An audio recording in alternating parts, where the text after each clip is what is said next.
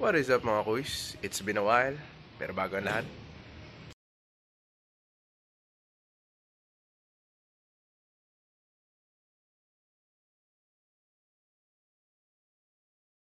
Mga kuys, no? Gaano nga ba katagal? Weeks? Months? Years? Hindi ko na matandaan eh, pero yun. I stopped riding my bike. Masyado akong busy sa school para mag-bike-bike at mabalik na rin ako sa basketball. Kaya naman hindi na ako nakakapag-bike. At siyempre, nagmumotor na rin kasi ako. Yun, mas madaling transport. Mas madali yung way of transport ko dahil sa motor.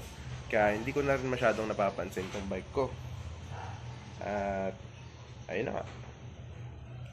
Tenga, na stuck. At marami ng paliting yun. Hindi ko na na-i-video yung pinanggalingan niya.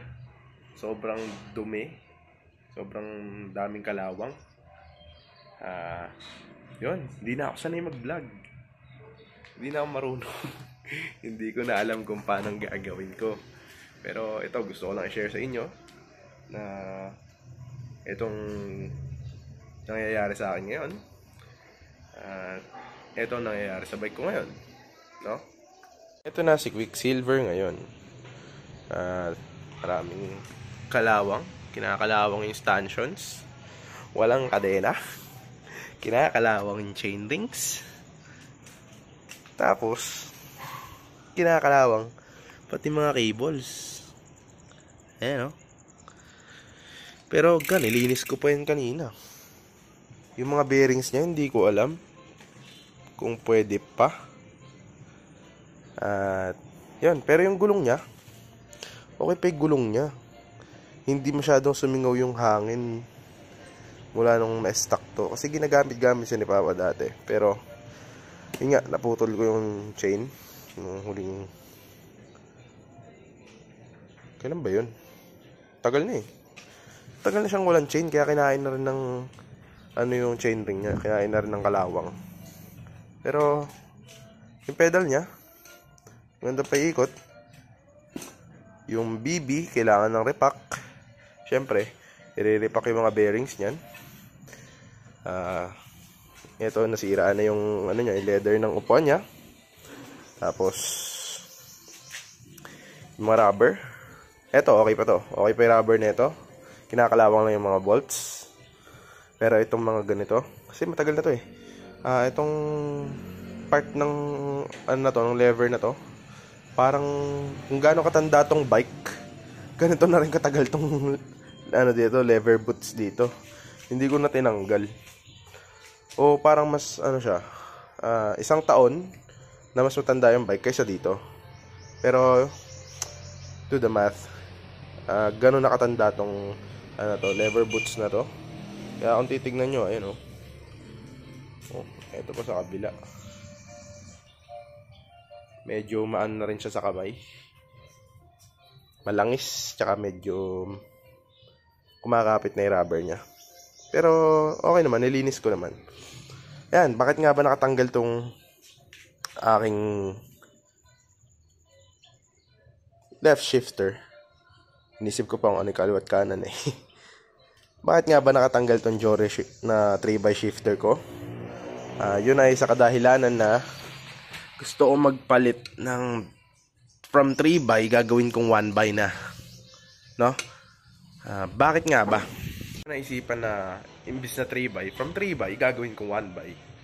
Well, simply because hindi ko na kailangan ng malaking chain ring. Hindi ko na kailangan ng maliit na chain ring kasi nakukuha naman sa likod yun eh. Nakukuha naman sa cassette yun sa natin. Sa sprocket natin, no? Kasi marami naman to. Gagawin kong 10 speed to kasi pinalitan ko siya ng Diore na M6000 ba to? O M51000. Hindi ko alam eh. Hindi ko maalala kung anong model kasi sobrang tagal na rin. Kaya naman medyo magiging komplikado na siya kung gagawin ko siyang 10 speed. Gagawin kong 10 speed yung likod tapos 3x pa rin yung harap. Magiging komplikado siya. Marami siyang magiging combinations. Tapos, itong bike na to, ginagamit din siya ni Papa. At kadalasan, kapag ginagamit niya mali-mali o nagko-cross-chain siya, kasi hindi masyadong aware si Papa sa mga cross-chain. Ganun. Kasi ginagamit niya lang to for exercise, tsaka, yun, libangan, ganun. Kaya naman, mas maganda kung gagawin kong 1x to, para mas madali ang paggamit, tsaka hindi komplikado, no? Tsaka isa pa, medyo kinakalawang na rin yung chain rings ko. Tsaka matatalim na yung mga ngipin ng chain rings dito. Papakita ko. Medyo may kataliman na. Tsaka kinakalawang na. Ayan, tatlo yan. Kaya naman ang gusto ko sana, papalitan ko tong chain ring ko. Gagawin kong 1x na lang. Sa ngayon, mo-order pa ako sa Shopee. To this day. Today, tatanggalin lang natin tong FD nya tsaka shifter. Yung shifter natanggal ko na kanina, hindi ko na naipakita. Ayan, dyan siya nakalagay. Dior ito na M6000 yata ito eh. Ayan, M6000. Papalit din ako ng 10 speed na Diore na right shifter. Kasi 10 speed na Dior ito. Ayan. Although kinonvert siya ng 9 speed, parang mahirap siyang gamitin pagka 9 speed kasi tumatalon-talon. Kaya ito, papalitan din to ng 10 speed. Lalagay ko to sa isang bike. Bubuhayin ko ulit yung isang bike. Tapos, yon. Tatanggalin muna natin to. Itong mga zip tie dito. Nilagay ko yan para maging cable guide, no? Gagamitin natin ng nipper or gunting o kahit na anong pamputol. Yan. So, tanggal ko na yung shifter na 3x, tapos yung Altos na FD. Ayan. Stock to ng bike ko. Ayan, ganyan siya, oh. Ito na ang naging resulta niya. Ayan, dumi.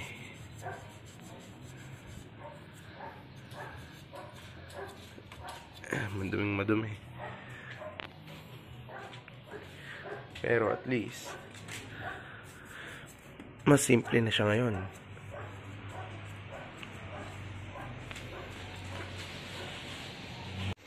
So yun nga mga kuys, I think I owe my 201 subscribers an apology. So I am very sorry for not posting anything on my socials. Sikat eh. I'm very sorry for not updating you guys. Medyo naging busy lang talaga ako. Hindi ko na alam kung makapagbabike pa ako. Pero ngayon sisikapin ko na makapagbike ulit. Sisikapin ko na gumawa ng content. Kasi baka itong pagbabike na to yung maging isa sa makatulong sa akin to get back into shape. Kasi nagbabasketball na rin ako, as you can see on my back. Yung mga shoes ko. Ayan. So off topic yun. Ayan, maraming nagpapaano sa akin, marami nang nagpapa-distract sa akin tungkol sa pagbabike, lalong-lalo na yung school.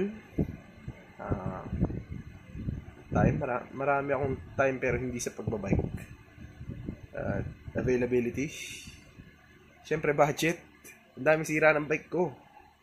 Pero yun, I am sorry guys for not posting anything.